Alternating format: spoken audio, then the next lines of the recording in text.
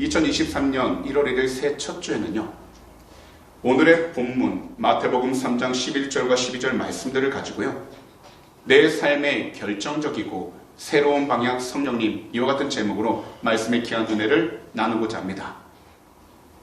우리들 삶 가운데서 가장 소중한 것이 있다면 그것은 바로 만남일 것입니다. 그래서 우리들은 가정 안에서 부모님과 자녀로서의 만남을 통해 살아가고 있고요, 가정 안에서 나오게 되면 학교나 직장, 그리고 취미생활을 통해서 또 다른 만남을 가지며 살아가게 됩니다. 하지만 이 세상에서 가장 중요한 만남은 바로 예수님을 만나는 것입니다.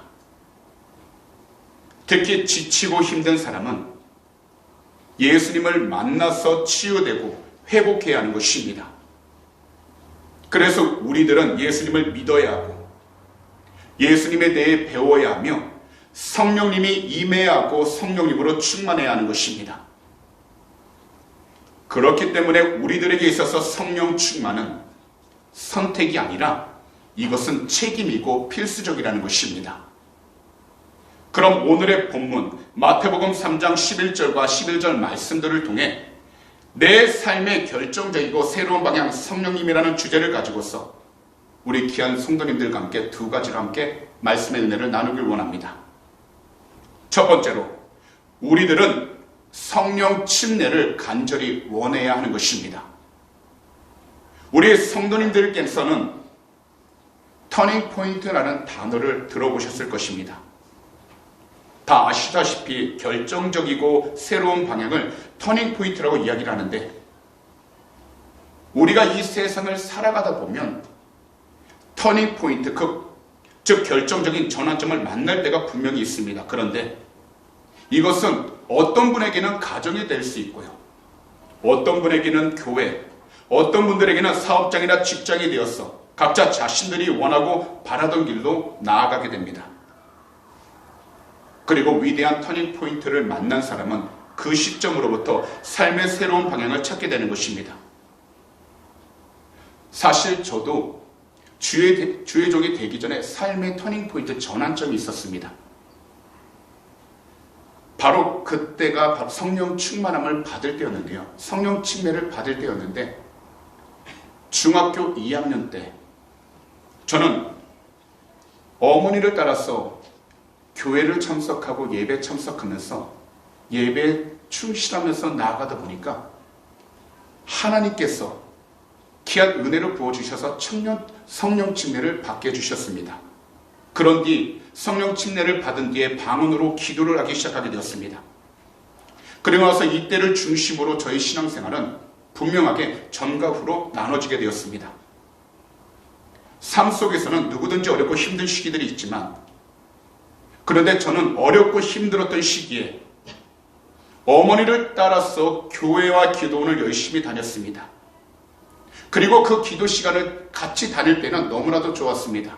너무나도 행복했습니다.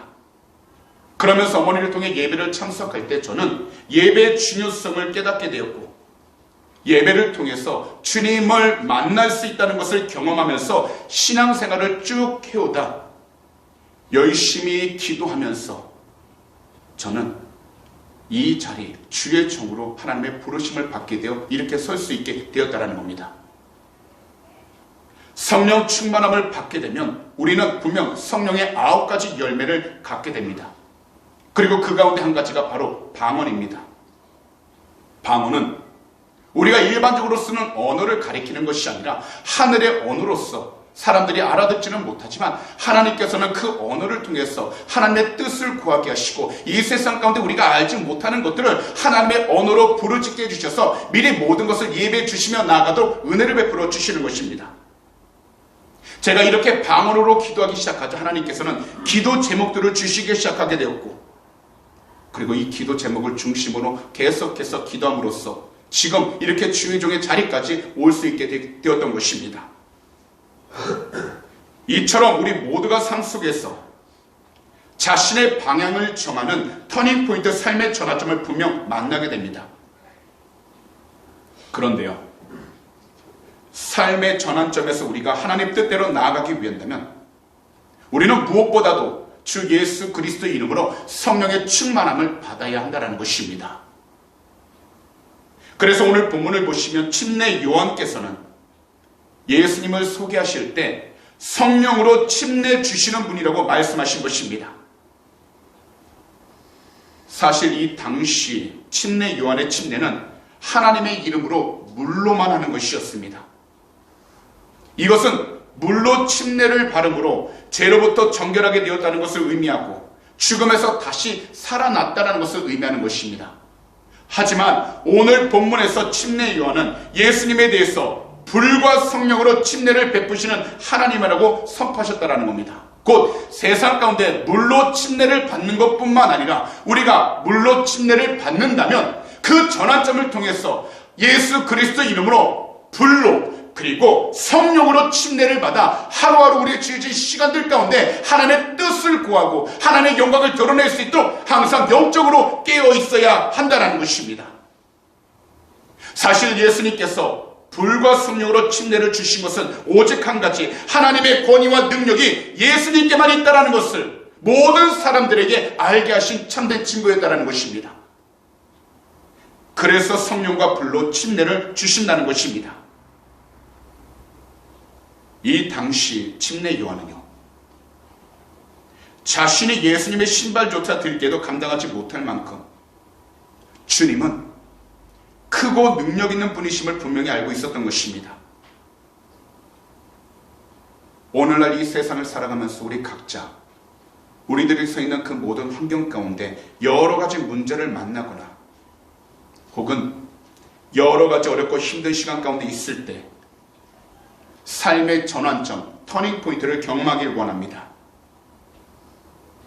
그런데 만약 우리 성도님들이 정말 삶의 전환점을 경험하기 원하신다면 분명하게 이 시간 말씀드리지만 우리 구주 예수 그리스도 이름으로 성령 침례를 간절하게 기도해야 한다는 것입니다. 그리고 우리 모두가 진심으로 성령 침례를 간절히 원한다면 우리들은 예수 그리스도의 이름으로 성령님을 간절히 사모하고 기도해야 하는 것입니다. 사실 이 세상 가운데 수많은 사람들이 신앙생활을 할 때 단지 쉬운 길 그리고 평안한 길만을 찾으려고 합니다. 그러다 보면요, 결국 성령 침례를 받았어도 끝내 간절함이 없기 때문에 성령님은 그 사람을 떠나버리게 됩니다. 이것은 곧 성령님에 대해서 영적으로 둔감해지기 시작한다는 것입니다. 더욱이 어떤 분들은요, 성령 충만에 대한 이야기는 들었지만 시간이 지나도 성령 충만을 경험하지 못합니다. 그래서 저는 이것에 대하여 한 이야기를 말씀드리려고 합니다. 아주 오래전인데요, 1981년도에 돌아가신 마틴 로이드 존스 목사님이 계셨는데요, 이분의 후임으로 웨스트민스턴 채플 담임 목사였던 켄달 목사님은 이분의 저서인 성령을 소멸치 않는 삶에서 성령님께 둔감해질 때 나타나는 증상 7가지를 이처럼 말씀하셨습니다. 먼저 주님의 마음 알기를 더 이상 구하지 않는다는 것입니다. 곧 신앙생활하면서 하나님에 대한 간절함이 있었지만 시간이 지남에 따라 하나님에 대한 간절함은 사라지게 되고 주님의 마음이 어떤지를 더 이상 궁금해하지 않는다는 겁니다. 두 번째는 말씀이 아닌 감정을 따른다는 겁니다. 곧 모든 일들을 말씀 가운데 순종하기보단 자신이 느끼는 감정에 따라 모든 일들을 처리하기 시작한다는 겁니다. 그리고 세 번째로 그리스도의 몸 안, 곧 교회나 신앙 공동체에 들어가지 않으려고 한다는 것입니다. 그리고 네 번째는 마음의 쓴뿌리가 자란다는 것입니다. 곧 세상 가운데서 전혀 나타내길 원치 않았던 그런 감정들과 자신의 단점들을 제거하지 못하고 점점 자라도록 놔둬버린다는 겁니다. 다섯 번째로 의로운 일이지만 하나님께서 원하시는 일이 아닌 것을 추구한다는 것입니다. 곧 세상적인 기준만으로 세상적인 잣대만을 가지고서 모든 것을 판단하면서 하나님의 말씀 가운데 온전히 순종하지 아니하고 자신의 생각대로 나아간다는 것입니다. 그리고 나서 상한 갈대를 보지 못한다는 것입니다. 곧 주변에 마음 아팠던 자, 주변에 상처 입었던 자들을 살피지 못한다는 겁니다. 그리고 마지막으로 감사를 잃어버리게 된다는 겁니다. 곧 모든 일들에 불평과 원망만 할 뿐 조금도 감사의 열매를 맺지 못하게 된다는 겁니다. 그렇기 때문에 우리들은 신앙의 기간에 상관없이 우리들 모두 삶의 결정적이고 새로운 방향이신 보혜사 성령님의 침재를 간절히 원하면서 오늘 이 시간부터 우리들은 예배를 간절히 사모해야 하는 것입니다. 그러면 참된 예배자로서 우리 자신들이 그리스도 안에 온전히 머물러 있을 때 성령의 침례는 우리 개개인에게 뜨거운 물로 임하게 되는 것입니다. 그리고 성령의 열매인 한 가지 방언으로 하나님 앞에 기도할 수 있게 되는 것입니다. 그런데 여기서 명심해야 될 것은 성령 침례라는 것은 절대 지름길이 없다는 겁니다. 그렇기 때문에 우리는 하루하루 주어진 시간 가운데에서 우리의 믿음 생활을 끊임없이 인내하면서 주어진 시간 가운데 하나님의 뜻을 구하며 나아갈 수 있도록 깨어 있어야 한다는 것입니다. 그리고 오직 한 분, 우리 구주 예수 그리스도를 변함없이 사랑하고 끝까지 믿는 것입니다. 그러므로 2023년도에는 우리 주님을 진심으로 사랑하심으로 주님의 선물로 오신 성령님의 침례를 충만하게 경험할 수 있는 한 해가 다 되시기를 오늘 이 시간 우리 구주 예수 그리스도로 축복합니다. 그리한다면 앞으로 나아가는 모든 길도 하나님께서 기뻐하는 복된 길로 바뀌게 될 것이고 주님의 영광을 더욱더 드러내게 될 줄 믿습니다. 마지막으로 성령 침례를 부어주신 주님의 은혜, 그리고 위대한 삶의 전환점을 허락하신 주님의 은혜에 늘 감사해야 하는 것입니다. 오늘날 우리들은 아직까지 코비드19 질병이라는 이 긴 통로를 힘겹게 지나가고 있습니다. 이 시간들을 통해서 수많은 사람들이 고통을 받았습니다. 그리고 두려움과 걱정으로 괴로워합니다. 그리고 서로를 향해 비판하면서 사람들의 마음은 점점 다치고 있습니다. 더욱이 사람들의 마음속에는요, 분노라는 감정이 점점 불같이 심어져서 언제 어느 때 터질지 모르는 삶을 살아가고 있습니다. 그런데 사실 이 모든 것들은요, 예수 그리스도를 믿고 있는 우리들도 전혀 다르지 않다라는 겁니다. 거기다 전쟁에 대한 불안한 소문으로 인하여 어떤 식으로 자신들 삶에 영향을 미칠까 염려하는 삶을 살아가고 있습니다. 더욱이 경제적으로 어떠한 영향을 끼치게 될 것인가 걱정하면서 삶을 살아가고 있습니다. 그리고 이것은 또한 우리 예수 그리스도를 믿고 있는 우리들도 마찬가지라는 겁니다. 그렇기 때문에 우리들은 이 세상을 살아갈 때 현재 우리가 있는 환경과 위치 가운데서 우리 자신이 먼저 바뀌어야 한다는 겁니다. 우리 그리스도인들은 주 예수 그리스도 안에서 변해야 합니다. 곧 성령의 침례를 통해 하나님의 영이 우리들 삶에 임하는 영적 경험을 반드시 해야 한다는 겁니다. 또한 성령과 불로 침례를 받아 우리 자신들이 예수님의 사람이 되어야 하는 것입니다. 그리고 이것이야말로 오늘 본문에서 침례 요한이 선포하시는 말씀입니다. 그렇기 때문에 오늘 본문 마태복음 3장 11절과 13절은 이처럼 말씀하신 것입니다. 다 함께 한 목소리로 읽어보도록 하겠습니다. 나는 너희로 회개하기 위하여 물로 침례를 베풀거니와 내 뒤에 오시는 이는 나보다 능력이 많으시니 나는 그의 신을 들기도 감당하지 못하겠노라. 그는 성령과 불로 너희에게 침례를 베푸실 것이요 손에 키를 들고 자기의 타작마당을 정하게 하사 알곡은 모아 곡간에 들이고 쭉정이는 꺼지지 않는 불에 태우시리라. 그런데 이 말씀, 특별히 12절을 보시게 되면 쭉정이라는 단어가 나옵니다. 여기서 쭉정이란 양분을 충분히 공급받지 못한 씨앗을 가리킵니다. 모든 식물은 햇빛과 비, 산소를 충분히 먹으면서 열매가 익어가는데 만약 날씨가 너무 춥거나 너무 뜨거우면 식물이 열매를 맺지 못하여 껍데기만 남게 됩니다. 또한 태풍이 오거나 비 피해를 입어도 열매를 맺을 수 없습니다. 그래서 알맹이가 쏙 빠져버린 쭉정이가 다 되어버리는 것입니다. 그런데 우리들 삶 속에서도 우리의 신앙과 믿음이 마치 쭉정이 같은 상태일 때가 있다는 겁니다. 그러다 보니까요, 신앙생활에 영적인 병이 들게 되는데, 이러한 때 우리들은 반드시 영적으로 깨어있고 조심해야 하는 것입니다. 열심히 신앙생활을 하다 만약 시험에 들었다면 말씀의 은혜를 받지 못하게 됩니다.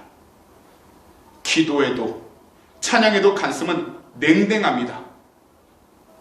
그렇기 때문에 이러한 때 영적으로 하나님의 말씀의 은혜를 받아야 하는 것입니다. 바로 기도의 능력을 체험해야 한다는 것입니다. 그리고 우리는 찬양의 능력도 경험해야 하는 것입니다. 그리고 이 모든 것이, 이 모든 영적인 체험을 할 수 있는 것이 바로 성령 침례인 것입니다. 또한 성령 침례는 우리 구주 예수 그리스도 이름으로 회개할 때 주님의 은혜로 받게 되는 것입니다. 분명하게 말씀을 드리지만 침례 요한의 물 침례를 베푸는 행위는 예수님의 제 용서 사역을 위한 준비 작업이었습니다. 하지만 예수님께서 베푸신 성령과 불 침례가 없었다면 침례는 그냥 물속에 들어갔다가 나오는 것 외에는 아무런 의미가 없다라는 것입니다. 그렇기 때문에 누구든지 주 예수 그리스도 이름으로 회개할 때 성령과 불 침례를 주님의 은혜로 받게 되어 세상 가운데에서 거듭나고 하나님의 뜻 가운데 순종만 나아갈 수 있도록 그 삶이 변화되기 시작하게 된다는 것입니다. 그리고 더욱이 모든 삶 가운데에서 주님의 은혜를 체험하기 시작하게 되는 것입니다. 거기다 하나님의 참된 사랑을 경험하게 되는 것입니다. 더욱이 하나님의 용서하심을 경험하게 되어서 우리들 삶 속에서 참된 평화와 참된 기쁨이 넘쳐나게 되는 것입니다. 그런데 우리 모두가 깊이 생각해야 할 것은 12절에 말씀하시는 키라는 단어입니다. 12절에 보면 손에 키를 들고라고 말씀하고 있는데, 여기서 키라는 것은요, 공중에 곡식을 들어 올림으로써 알곡과 껍데기를 나누게 만드는 농사기구를 의미하고 있는 겁니다. 이것은 곧 키를 통해서 알맹이와 껍질 쭉정이가 분리된다는 것인데, 결국 우리들이 신앙생활을 할 때 우리 구주 예수 그리스도 이름으로 성령의 충만함을 받고 성령과 불침례로 거듭날 때 우리들은 하나님께서 부르시는 참된 성령의 바람을 통해서 우리의 모든 삶 가운데 불필요한 껍데기는 다 사라지게 되고 하나님이 기뻐하시는 알맹이가 하나님의 은혜 가운데 온전히 남기 시작하게 되어 어느 곳에 묻히든지 하나님이 기뻐할 수 있는 열매로서 자라기 시작하게 되고, 또한 하나님이 기뻐하시는 열매로서 모든 사람들과 공통적으로 나눌 수 있게 된다는 것입니다. 그래서 이 세상을 살아갈 때에는 하나님께서 주시는 참된 성령의 능력을 통해서 세상적인 모든 것들이 하나님의 말씀으로 다 제거해지고 오직 하나님이 주신 말씀을 통하여 새롭게 변화되어질 수 있도록 영적으로 성장할 수 있는 참된 그리스도인이 되어야 한다는 것입니다. 이렇게 나아갈 때 우리들은 주님과 함께 우리의 삶을 올바르게 나아갈 수 있게 된다는 것입니다. 이 세상을 살아가면서 왜 편한 삶을 원치 않겠습니까? 왜 계획적으로 나가고 싶지 않겠습니까? 하지만 그 모든 것을 이루기 위해선 우리의 계획과 우리의 열심과 우리의 수고가 있기 전 하나님께서 주시는 성령의 능력을 통하여 하나님의 뜻이 어디 있는지를 분별하여 항상 말씀을 통해서 우리가 나아가고자 하는 길이 아닌 하나님이 기뻐하는 길을 갈 수 있도록 깨어 있어야 한다는 것입니다. 그래서 우리는 주어진 시간들마다 주 예수 그리스도를 바라보고 하나님께 간절히 기도하여 우리의 삶이 성령의 충만함을 받아 하나님의 뜻 가운데 나아갈 수 있도록 영적으로 깨어 있어야 한다는 것입니다. 세상을 살아가면서 누구든지 실수합니다. 잘못을 저지르기도 합니다. 그러나 중요한 것은 현재 우리가 서 있는 삶 가운데서 예수 그리스도를 온전히 믿고 의지하여 하나님의 뜻 가운데서 우리의 삶이 다시 생명의 길로 돌아가고 나아갈 수 있는 결단이 필요하다는 것입니다. 비록 이 세상 가운데 모든 세상적인 습관들로 인하여 우리 자신들이 예수 그리스도와 멀어지게 되고 또한 하나님의 말씀 가운데 벗어날 수 있는 유혹을 받게 되지만 우리는 오직 주님의 은혜 가운데에서 성령의 충만함을 간절히 부르짖어 세상 가운데서도 참된 하나님의 말씀으로 분별하여 이 세상 가운데 온전하고 참된 생명의 길, 믿음의 길을 우리는 담대하게 걸어가야 하는 것입니다. 이것을 위하여 새롭게 나아갈 수 있도록 우리 성령님께서 함께 해주시고 도움을 주실 것입니다. 특별히 우리가 신앙생활을 하면서 영적인 교만함에 빠지지 않도록 우리 주님이 사랑하셔서 부르시는 곳에서 자기 자신의 자리를 올바로 온전히 지킬 줄 아는 신앙인이 되어야 하는 것입니다. 그래서 이처럼 우리는 늘 고백할 수 있는 것입니다. 바로 나를 만드신 분이 하나님이시다라고 고백할 수 있고요. 나를 부르신 분도 하나님이시라고 고백할 수 있습니다. 나를 보내신 분도 하나님이라고 고백할 수 있습니다. 내가 살아있는 것도 주님의 은혜라고 고백할 수 있습니다. 비록 현재 내가 고통을 받고 있지만 이 고통받는 것도 주님의 은혜라고 고백할 수 있습니다. 내가 나된 것은 모두 다 하나님의 은혜라고 우리는 담대하게 고백할 수 있다는 것입니다. 그렇기 때문에 2023년 새해에는 우리들 삶의 결정적이고 새로운 방향으로 인도해주시는 성령님과 함께 주님의 은혜로 성령의 침례를 받으셔서 우리들 삶의 전환점을 허락해 주신 주님의 그 은혜에 우리 성도님들께서는 늘 감사하면서 하루하루 새롭게 살아가게 되시기를 오늘 이 시간 우리 구주 예수 그리스도로 축복합니다. 오직 하나님 한 분만이 우리의 삶을 변화시킬 수 있고 우리의 가는 길을 올바른 길로 인도해 주실 수 있습니다. 그러니 각자 주어진 환경 가운데 수고하고 노력을 한다 할지라도 주님의 은혜를 사모하시고 성령의 충만함을 간절히 부르짖으셔서 하나님이 기뻐할 수 있는 복된 삶을 살아가게 되시기를 다시 한 번 더 우리 구주 예수 그리스도로 축복합니다. 그런 말씀을 정리하도록 하겠습니다. 우리들은 각자 자신들의 소망과 계획을 가지고서 2023년 새해를 맞이했습니다. 오늘보다 더 나을 내일을 위한 꿈과 비전을 가지고 2023년 새해를 맞이하게 되었습니다. 분명 현실적으로 바라보는 일들이 쉽지 않습니다. 그러나 기억하십시오. 내 삶을 결정하고 내 삶을 새로운 방향으로 인도하시고 이끌어 가시는 분은 우리 자신이 아닌 바로 우리 구주 예수 그리스도 이름으로 오신 보혜사 성령 하나님이라는 것입니다. 그렇기 때문에 우리들이 하나님의 뜻 가운데서 올바로 나가기 위해선 반드시 성령 침례를 간절히 원하고 부르짖어야 하는 것입니다. 또한 우리 귀한 성도님들께서는 확고한 믿음을 가지고 흔들리지 않는 믿음을 가지고 의심하지 않는 믿음을 가지고서 성령 침례를 부어주신 주님의 그 은혜 그리고 위대한 삶의 전환점을 허락하신 주님의 그 은혜를 감사하면서 오늘부터 새해 첫 주일부터 우리 앞에 펼쳐진 하루하루의 시간들을 우리 구주 예수 그리스도 이름으로 승리하면서 나아가게 되시기를 오늘 이 시간 우리 구주 예수 그리스도로 축복합니다. 절대로 두려워하지 마시고 염려 걱정하지 마시기 바랍니다. 실수했다고 해서 좌절하지 마시기 바랍니다. 왜냐하면 우리는 인간이기 때문입니다. 그래서 주님이 이 세상 가운데 주 예수 그리스도를 보내주셨고 또한 보혜사 성령님을 통해서 우리를 고와 같이 버려두지 않도록 오늘도 지켜주고 계시다라는 겁니다.